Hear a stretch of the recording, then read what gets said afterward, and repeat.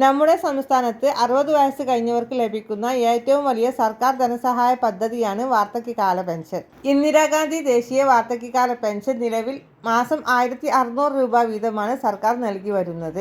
ഈ സമയ സുരക്ഷാ പെൻഷന് അപേക്ഷിക്കേണ്ടത് എങ്ങനെ, അതുപോലെ ഇത് ലഭിക്കുവാൻ അർഹതയുള്ളത് ആർക്കെല്ലാം തുടങ്ങിയ കാര്യങ്ങളാണ് ഈ വീഡിയോയിലൂടെ ഷെയർ ചെയ്യുന്നത്.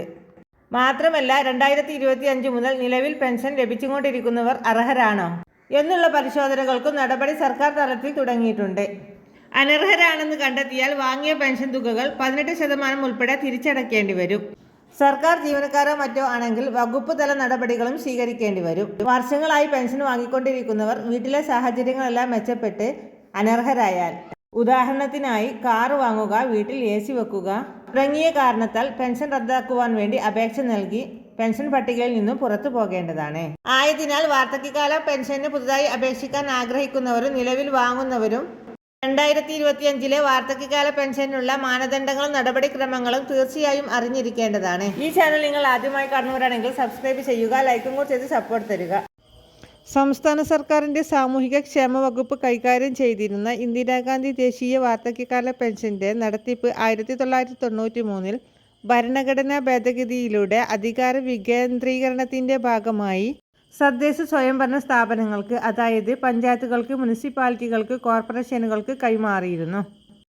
അതിനാൽ ഗ്രാമപഞ്ചായത്തുകളും മുനിസിപ്പാലിറ്റികളും കോർപ്പറേഷനുകളുമാണ് ഇപ്പോൾ വാർദ്ധക്യകാല പെൻഷൻ്റെ അപേക്ഷ സ്വീകരിക്കുകയും അനുവദിക്കുകയും ചെയ്യുന്നത്. 60 വയസ്സ് കഴിഞ്ഞവർ ഓൺലൈനായിട്ടാണ് അപേക്ഷകൾ സമർപ്പിക്കേണ്ടത്. സ്വന്തമായോ അല്ലെങ്കിൽ അക്ഷയ കേന്ദ്രങ്ങൾ വഴിയോ അപേക്ഷകൾ നൽകാവുന്നതാണ്. ഓൺലൈനായി നൽകിയ അപേക്ഷയുടെ പ്രിൻ്റ് എടുത്ത് ഒപ്പ് രേഖപ്പെടുത്തി നിങ്ങളുടെ പഞ്ചായത്തിലോ അല്ലെങ്കിൽ മുനിസിപ്പാലിറ്റിയോ ഏതെന്ന് വെച്ചാൽ അവിടെ സമർപ്പിക്കണം. ഉദ്യോഗസ്ഥർ നൽകിയ റിപ്പോർട്ടിൻ്റെ അടിസ്ഥാനത്തിൽ പഞ്ചായത്ത് സ്റ്റാൻഡിംഗ് കമ്മിറ്റിയോ പഞ്ചായത്ത് കമ്മിറ്റിയോ പെൻഷനുള്ള അപേക്ഷ അനുവദിക്കുകയോ അല്ലെങ്കിൽ നിർത്തലാക്കുകയോ ചെയ്യുന്നതാണ്. പെൻഷൻ അപേക്ഷ സമർപ്പിച്ച 45 ദിവസത്തിനുള്ളിൽ അത് സാധാരണ തീർപ്പ് കൽപ്പിക്കുന്നതാണ്. നിങ്ങളുടെ പെൻഷൻ അപേക്ഷ നിരസിച്ചതായി അറിയിച്ചാൽ 30 ദിവസത്തിനുള്ളിൽ നിങ്ങൾക്ക് ജില്ലാ കളക്ടർക്ക് അതിന്മേൽ അപ്പീൽ സമർപ്പിക്കാവുന്നതാണ്. വാർദ്ധക്യകാല പെൻഷൻ ലഭിക്കേണ്ട അർഹതാ മാനദണ്ഡങ്ങൾ ഇനി ഓരോന്നായി പറയാം. ഏറ്റവും പ്രധാനപ്പെട്ടത് അപേക്ഷകന്റെ വാർഷിക വരുമാനം 1 ലക്ഷം രൂപയിൽ കവിയരുത് എന്നുള്ളതാണ്. വിവാഹിതരായ പെൺമക്കളുടെ വരുമാനം ഇതിനായി കണക്കെടുക്കേണ്ടതില്ല. അപേക്ഷകൻ കേന്ദ്ര സർക്കാരിൻ്റെയോ ഏതെങ്കിലും സംസ്ഥാന സർക്കാരിൻ്റെയോ അല്ലെങ്കിൽ കുടുംബ പെൻഷൻ തുകയോ ലഭിക്കുന്ന ആൾ ആവാതിരിക്കുക.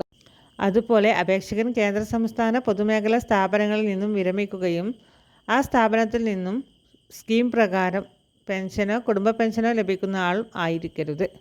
അപേക്ഷകൻ കേരളത്തിൽ സ്ഥിര താമസമാക്കിയിട്ട് കുറഞ്ഞത് 3 വർഷമെങ്കിലും കഴിഞ്ഞിരിക്കണം. 60 വയസ്സോ അതിൽ മുകളിലോ പ്രായമുള്ളവർക്കാണ് വാർദ്ധക്യകാല പെൻഷൻ അനുവദിക്കുക. അപേക്ഷകന്റെ പേരിലോ കുടുംബത്തിന്റെ പേരിലോ 2 ഏക്കറിൽ അധികം വസ്തു ഉണ്ടാവരുത്. എന്നാൽ പട്ടിക വിഭാഗം വർഗത്തിൽപ്പെട്ട ആളുകൾക്ക് ഈ നിബന്ധന ബാധകമല്ല. മറ്റൊരറിയിപ്പ്, 1000 cc കൂടുതൽ എഞ്ചിൻ കപ്പാസിറ്റിയുള്ള ടാക്സി അല്ലാത്ത 4 അതിൽ കൂടുതലോ ചക്രങ്ങൾ സ്വന്തമായോ അല്ലെങ്കിൽ കുടുംബത്തിലോ ഉള്ള ആൾ ആവരുത്.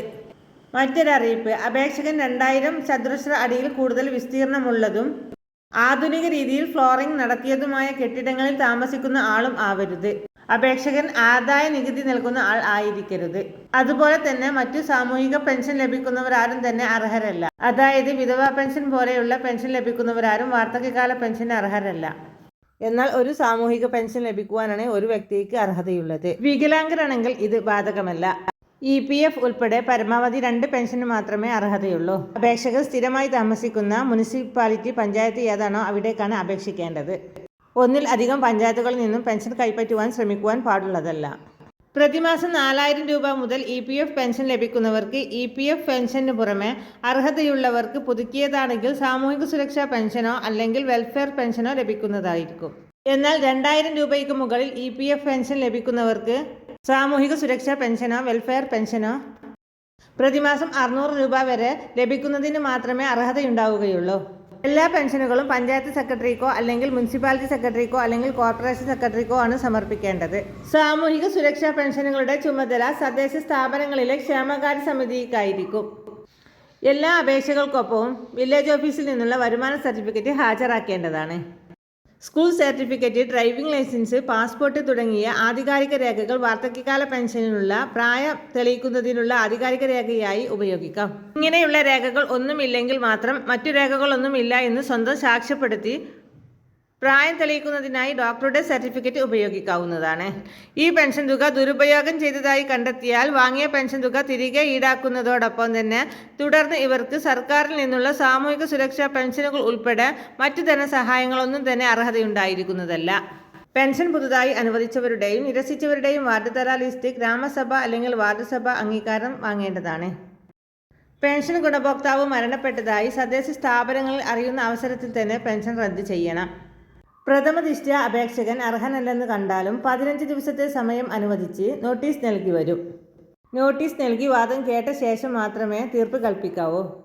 വാർദ്ധക്യകാല പെൻഷൻ ലഭിക്കുന്നതിനുള്ള അപേക്ഷ ഉദ്യോഗസ്ഥന്റെ അന്വേഷണത്തിന് ശേഷം അർഹനാണ് എന്ന് ബോധ്യപ്പെട്ടാൽ പെൻഷൻ അപേക്ഷ ഗ്രാമപഞ്ചായത്ത് സെക്രട്ടറി അംഗീകരിച്ച് അപേക്ഷകന്റെ വിവരങ്ങൾ സർക്കാരിന്റെ ക്ഷേമ പെൻഷൻ വെബ്സൈറ്റായ സേവന വെബ്സൈറ്റിലേക്ക് ഡാറ്റ എൻട്രിയിലൂടെ ചേർത്ത് ഗ്രാമപഞ്ചായത്ത് സെക്രട്ടറി അല്ലെങ്കിൽ ബന്ധപ്പെട്ട ഉദ്യോഗസ്ഥർ ഡിജിറ്റൽ സൈൻ ഇടുന്ന തീയതി മുതലാണ് ആദ്യത്തെ പെൻഷൻ ലഭിക്കുന്നതിന് അർഹതയുണ്ടാവുക. കൂടുതൽ പെൻഷനും മറ്റ് സർക്കാർ അറിയിപ്പുകൾക്കുമായി നമ്മുടെ ചാനൽ സബ്സ്ക്രൈബ് ചെയ്യാൻ മറക്കല്ലേ. ഈ ഇൻഫർമേഷൻ മറ്റുള്ളവരിലേക്ക് ഷെയർ ചെയ്യാൻ മറക്കല്ലേ.